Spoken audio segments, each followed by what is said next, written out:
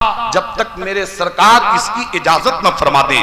چنانچہ وہ بارگاہ رسالت میں گئے، عرض کیا یا رسول اللہ، میرا باپ جو کہ فوت ہو چکا ہے اور اس نے مرتے وقت یہ وصیت کی تھی کہ میرے نام پر اپنی طرف سے 100 غلام آزاد کر دینا، اور اس وصیت کے بعد میرا باپ مر گیا، تو اس کے مرنے کے بعد میرے ایک بھائی نے جس کا نام ہشام ہے اپنے حصے کے 50 غلام آزاد کر دیے ہیں اور میرے حصے کے 50 غلام باقی ہیں۔ اے میرے آقا و مولا، میں یہ پوچھنے آیا ہوں کہ میں بھی اپنے حصے کے 50 غلام اگر اپنے باپ کے نام پر آزاد کروں گا تو کیا اس کا فائدہ، اس کا نفع میرے باپ کو پہنچے گا؟ جب سرکار نے یہ سوال سنا تو جواب ارشاد فرمایا، رسول اللہ صلی اللہ علیہ وسلم لو کان مسلما فاتقتم عنہ او تصدقتم عنہ او حججتم عنہ بلغہ ذلک۔ نبی فرماتے ہیں اگر وہ مسلمان ہوتا پھر تم اس کی طرف سے صدقہ جاریہ کرتے یا غلام آزاد کرتے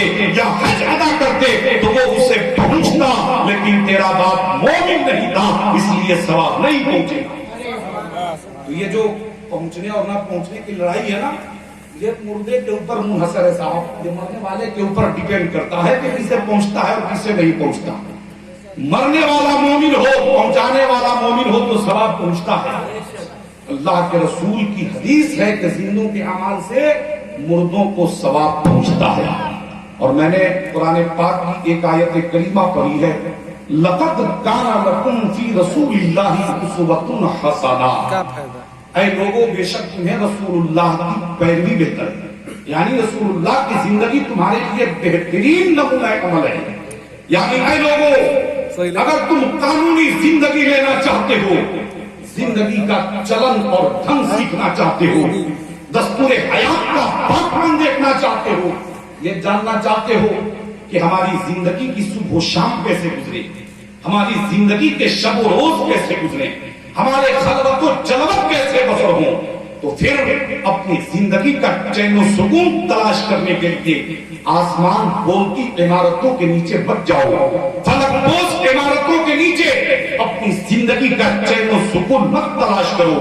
اگر حقیقت میں تجھے زندگی کا چین چاہیے، زندگی کا سکون چاہیے، دستور حیات کا پاکپن چاہیے، تو تم گنبد خضرا کی چھاؤں میں چلے آؤ، مدینے کی گلیوں میں بسیرا ڈال دو، اور یاد رکھو کہ ہمیں زندگی وہ دیتا ہے جو خود زندہ ہو اور زندگی کا سرمایہ رکھتا ہو۔ آج بہت سارے لوگ انسانوں کے روپ میں انسانیت کی آبادی میں چلتے پھرتے جنازے دکھائی پڑتے ہیں۔ صاحب وہ مردہ قوم ہمیں کیا زندگی دے گی جس کی روح خود آب حیات کی پیاسی ہے؟ زندگی تو وہ دے گا جو خود زندہ ہو، اور صرف زندہ ہی نہیں، زندگی کا سرمایہ بھی رکھتا ہو۔ اب آئیے میں بتانا چاہتا ہوں کہاں سے ہمیں زندگی ملے گی، ہمارے مردہ کی کو کہاں سے زندگی ملے گی؟ تو آئیے صاحب، ہمارا عقیدہ ہے کہ ہمارے انبیاء زندہ ہیں، ہمارے صحابہ زندہ ہیں، ہمارے شہداء زندہ ہیں، ہمارے غوث زندہ ہیں، ہمارے خواجہ زندہ ہیں، ہمارے مخدوم زندہ ہیں، ہمارے اقطاب زندہ ہیں، ہمارے ابدال زندہ ہیں، اور سچ پوچھو تو ہماری زندہ ہے، ہمارا زندہ ہے، ہمارے دل کی تختی پر نبی کا نام زندہ ہے۔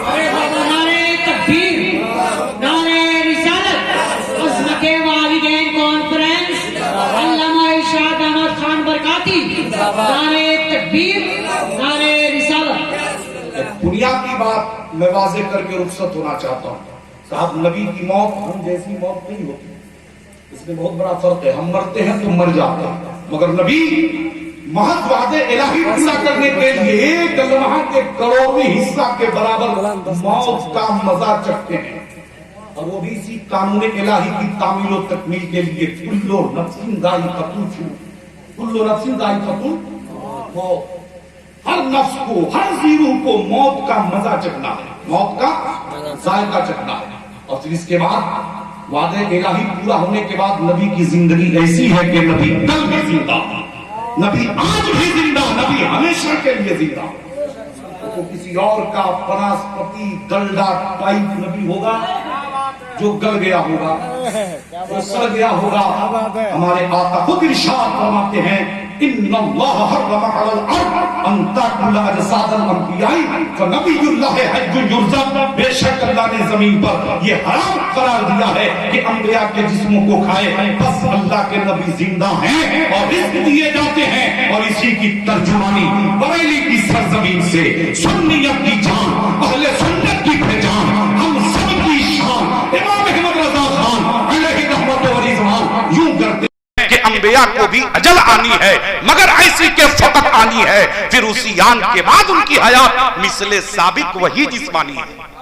اسی لیے ہم بڑے محتاط طور پر سوچ سمجھ کر یہ کہتے ہیں کہ ہمارے نبی نے پردہ فرمایا ہے، ہمارے نبی نے پردہ فرمایا ہے۔ اور اب اس کو سمجھانے کے لیے آپ کو کتب خانہ جانے کی ضرورت نہیں پڑے گی، نہ ہی لائبریری جانا ہوگا۔ بس چند جملوں میں یہ بات میں واضح کر کے رخصت ہونا چاہتا ہوں کہ اس وقت ہمارے ملک میں رات کا اندھیرا چھایا ہے، رات کی تاریکی چھائی ہے۔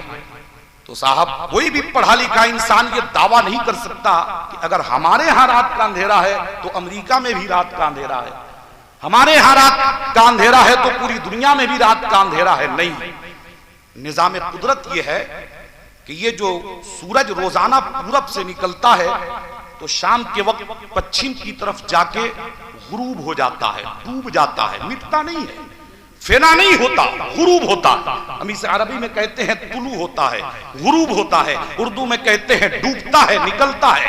مطلب کیا ہے؟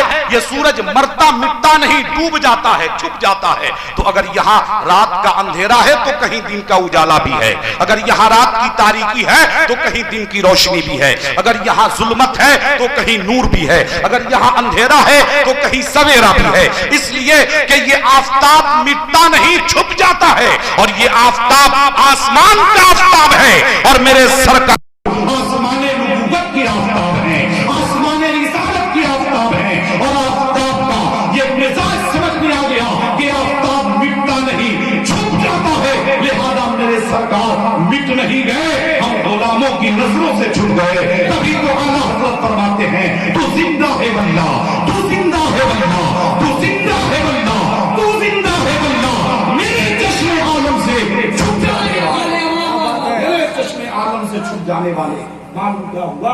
نبی کل بھی زندہ، آج بھی زندہ، ہمیشہ کے لیے زندہ۔ اور صاحب ایسے زندہ کہ جو جڑ جائے اسے بھی زندگی مل جائے، جس کی نسبت ہو جائے اسے بھی زندگی مل جائے۔ تو ہم عرض یہ کرنا چاہتے ہیں کہ ہم رسول اللہ سے سچی محبت کریں۔ محبت رسول ہی عین ایمان ہے، جو محبت والا ہے وہی ایمان والا ہے، اور جو ایمان والا ہے وہی جنت والا ہے۔ اللہ تعالیٰ کی بارگاہ میں دعا ہے مولا تبارک و تعالیٰ ہمیں اور آپ کو کہنے اور سننے سے زیادہ عمل کرنے کی توفیق و رفیق عطا فرمائے۔